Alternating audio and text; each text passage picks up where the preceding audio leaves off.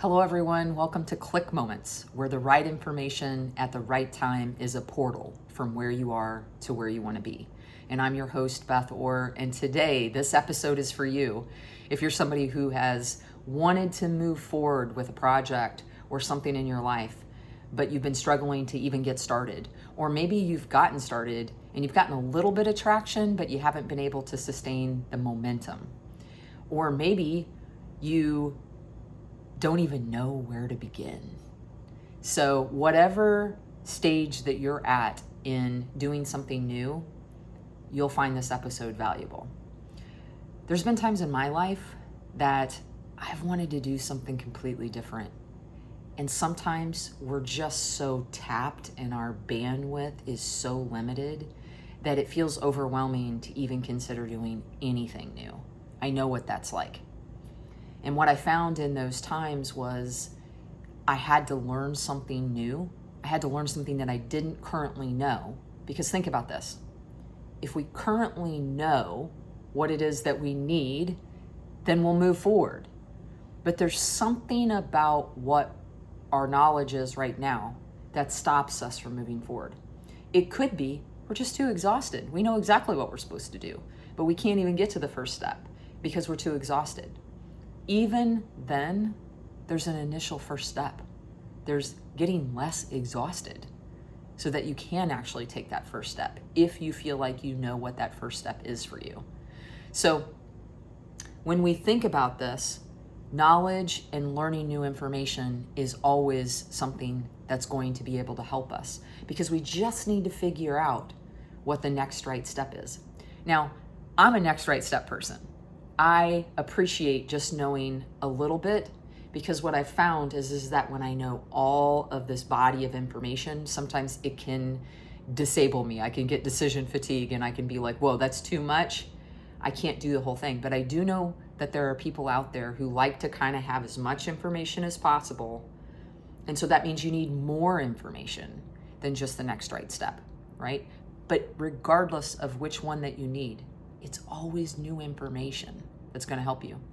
It was interesting. I was talking to somebody last week about the term woke. Somebody was saying that they had a family member in their life who was reluctant to this term and said that it was a bad thing to be woke. And it's kind of confusing to me because for me, all woke means is I actually have access to information. There was something that I didn't know before. I was dormant, I was asleep, and now I actually have new information. So when we're talking about this, sometimes people can encourage us not to be woke. Well, what would be the rationale for that? Sometimes people want us to stay limited in our thinking. If we go out there on our own and we find out new information, then we might actually do something different in our lives. And there's an entire body of people that have it in their best interest for us to stay the same version of us that we are right now. Whether it's around us locally, within our systems, family, friends, work, our political parties, all of the affiliations that we have. Sometimes there are people that it's in their best interest that we stay where we are. And it's not necessarily intentionally malicious, always. Sometimes it's just that people, when we do something different, then they actually have to change. They have to move in and fill in gaps. And so when we learn new information, we see this when people go off to college. Sometimes there are people that are really excited for people going off to college, and other people are like, why are you doing that? Why don't you just do this, that, or the other? Whether it's college or trade school or getting a job and taking a trajectory to where you're increasing your career, when people do something that allows for them to grow, then it gives them more options. And who knows what people will do when they have more options. But here's the thing. You get to do whatever you want to do. I'm going to repeat that. You get to do whatever you want to do. This is part of, I'm an authenticity and an intuitive guide and coach. And if we're going to live our authentic life, then we have to ask ourselves, what do I want my life to look like? Not what does everybody around me want my life to look like, but what do I want my life to look like? And the people that love and care about you will support you in those decisions as long as it's healthy for you. And typically, if it's healthy for you, then it's good for society too. Usually we're giving something no matter what we're doing. If we're living in a way that is generative and healthy, then we're contributing to society in our own unique way. So, in order for us to grow, which isn't a bad thing, it's actually a really, really good thing to grow, to get stronger, to have more information. That's the necessary stance to have in order to do something different and new. So if you're wanting right now to do something different with a part of your life or multiple parts of your life, or maybe all of your life needs a reboot, it's still always going to start with one area. What I typically do is tune into my intuition. I do intuition cultivation with people and help them tap into it, because what can happen is when we look outside of ourselves, it's fine. I love to look around and go, what are you doing? What are you doing? What are you doing? I love looking at what people are doing that I want to do. I want to know how they got there. I want to do that. I want to look at all the things that they did in order to say, well, what could I do in order to grow myself to where I have a chance to grow in that direction also? But here's what I don't do.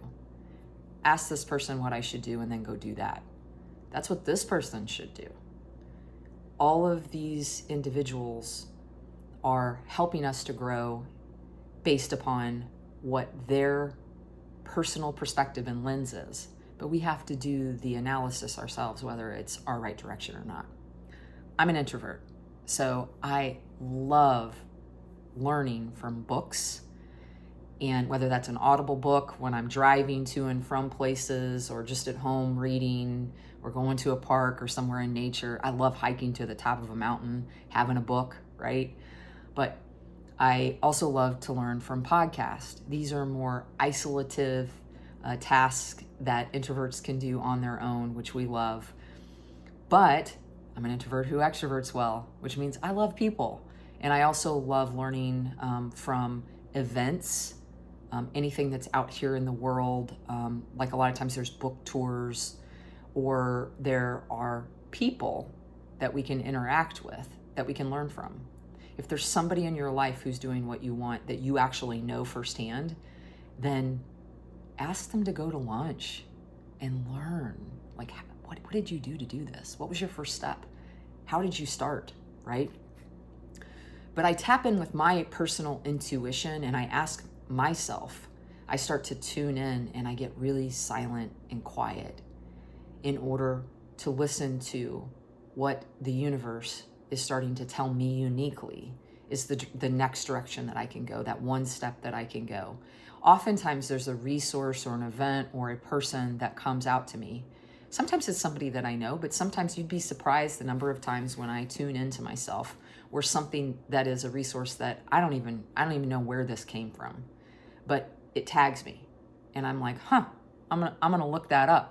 I'm gonna research more about this, because if I'm asking to grow in a certain way and then I tune in and the universe tells me an answer, then that's something to explore. That's something for me to look into. And I never get a wrong direction in that. Like, I always learn something that contributes in an essential way in the direction that I'm trying to go. Now, sometimes we have the benefit of working with somebody like me or somebody that you know that is a coach that can help you move towards a specific direction.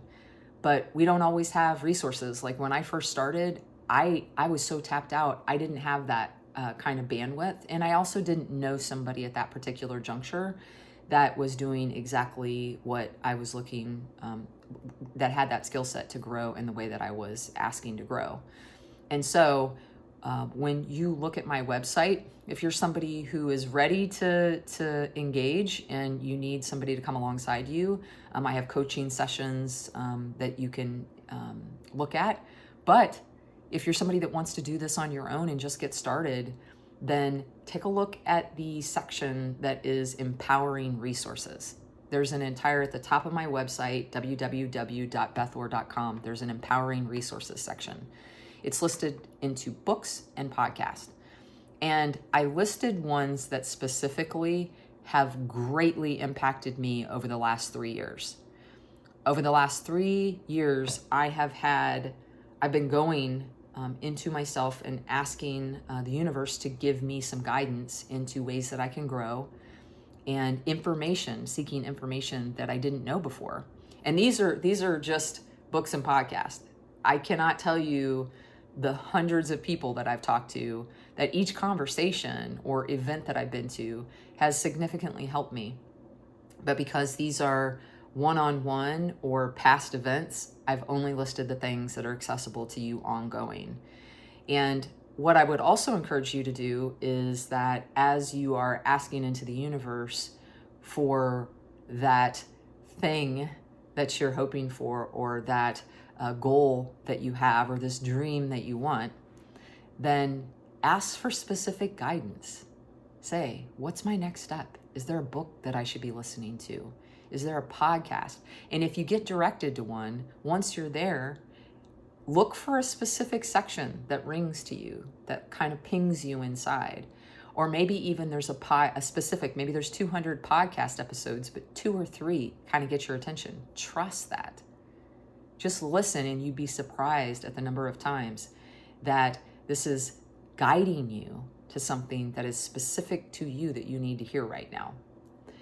I'd like to go over a couple of these resources that you're going to see, because if you're trying to grow in specific areas, like around health, or maybe you need empowerment, maybe you're not sure that you can do this and you need to be encouraged, or have some stories of how other people have done this, then there are specific resources that you can go to.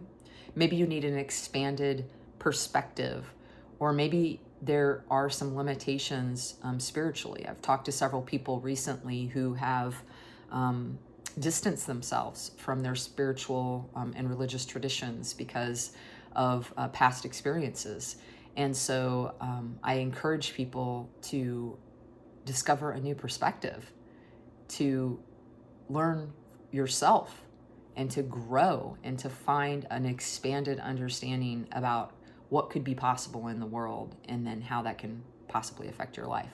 So I'm going to go over some of these areas. If you have health, or some areas of empowerment, or you need fresh new perspectives, or possibly even an expanded spiritual lens, then I'm going to just touch on those with some of the resources that I have that are available to you, so that you know that they're out there. And if you're listening to this, and you're still listening to this, I hope that you listen for what pings you. There's going to be something, we're always guided to something that is uniquely for us. There could be 50 people that listen to this podcast, and every single one of them gets nudged in a different way, because it's unique to you. So not everything is going to speak to everybody. So when you look at my list with health, I will tell you that one of the absolute best books that I've ever read around health, it doesn't even look like it would be for what I use it for. I love Dr. Kelly Turner's book, Radical Remission. And it looks like it's just for people that have stage 4 cancer. But what I've found is that this is an opportunity. If this is the question that Dr. Kelly Turner asked. She said, if there are people who have stage 4 cancer and they go into remission, what about those people? What are they doing? And what she found was that there is a body of evidence that shows that there are these 9 factors that people do to reverse their cancer. Now, what's fascinating about this to me is that I don't, to my knowledge, have stage 4 cancer, but what I do know is that if it's going to reverse stage 4 cancer, I am going to use that as a prevention plan. So these 9 factors in Radical Remission by Dr. Kelly Turner are something that could be incredibly helpful to you. Why not try to integrate as many of those 9 factors as possible. If you want to be strong in mind, body, and spirit, this is a plan that you can follow. This is something that could radically change your health. Not just a radical remission, but it could radically support your health and well-being. When we are the strongest in our mind and we're clear, when we're strongest in our body and we're strong and responsive, when our spirit feels connected and we have a sense of belonging, we're the version of us that can absolutely take risks, pivot, do anything that we want in our lives because we believe in ourselves and we're capable. So there are things that we can tangibly do to make that happen. Sometimes I think it's really good to be able to take one aspect within our health and go in and notice how when we put ourselves into something, we make changes in our life. That to me has been extremely important. When I felt disempowered, hopeless, helpless, uncertain, take one aspect of our lives and focus on it and watch how it changes. Even if you were to break it down and say, I just want bigger arms, I just want stronger arms, then put everything you have into increasing your arm strength. When you do that over the next 2 weeks and your arms are totally fit and you're like noticing that there's a difference and you feel stronger, that will be transferable to other ways in your life, and it will be something that can be a springboard to other ways for you to be stronger. So it's like, what do we have control over? And can we just take one small part, which could then help us to feel stronger in other ways? I have a ton of empowerment and positive thinking resources in this book list. And the reason why is because you've heard me say, if you followed me at all, our thoughts lead to our emotions, and our emotions lead to our beliefs, and our beliefs lead to our reality and our life. Period. If we are thinking junk and we are thinking that nothing good's gonna come, or I can't do this, or only other people can do this, whatever it is that's disempowering, you will live that life. And so where we start is with how we're thinking. If we don't think that we have the strength to do something, then that's where we start. If we're exhausted, then we look to not be exhausted. You start with where you're at.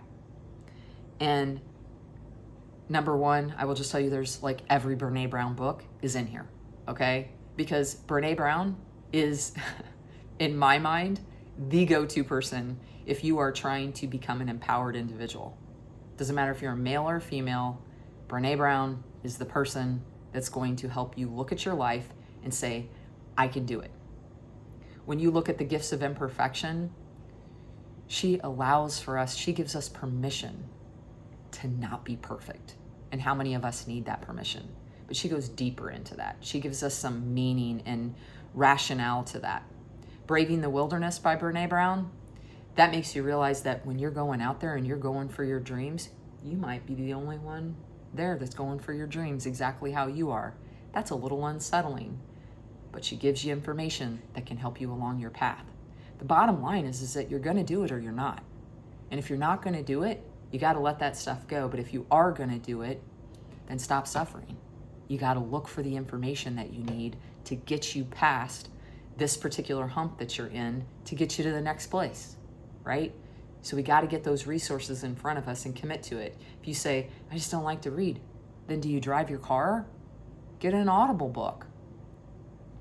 Take in the information. You like to walk? Do it on your walk. But there's many opportunities for us to rethink how we do what we do right now and to integrate some of these resources into it. Cassandra Speaks by Elizabeth Lesser. If you are a woman and you want to be empowered in your world and you want to say, I can do this, I can do anything. Like, now I know why I've been held back as a woman. All of these cultural things, all the stories that she shares, It's empowering. It'll have you on fire. By the end of the first chapter, you're going to be like, yeah, I can do this. So listening to that book is an incredibly empowering experience. If you're like me and you've had times, and I don't know a single person who hasn't had this happen, where your heart's taken a toll sometimes, whether it's that you're doing work in nonprofit work and you're taking in a lot of suffering and you need to replenish your own heart. Maybe it's you've had heartbreak, you've lost somebody special to you through a separation or through death. Sometimes we need to attend to our heart. We need to remind ourselves that we would rather be wholehearted, and we need to be very attentive to be wholehearted, because what we recognize is that instead of living a life that we don't have our heart fully engaged, to live a life that is bold and courageous in our love of the world, despite having our heart hurt. Of course we're going to have our heart hurt. But that doesn't mean that all the ways that our heart is fed isn't as important as the one or two times that we've had it hurt.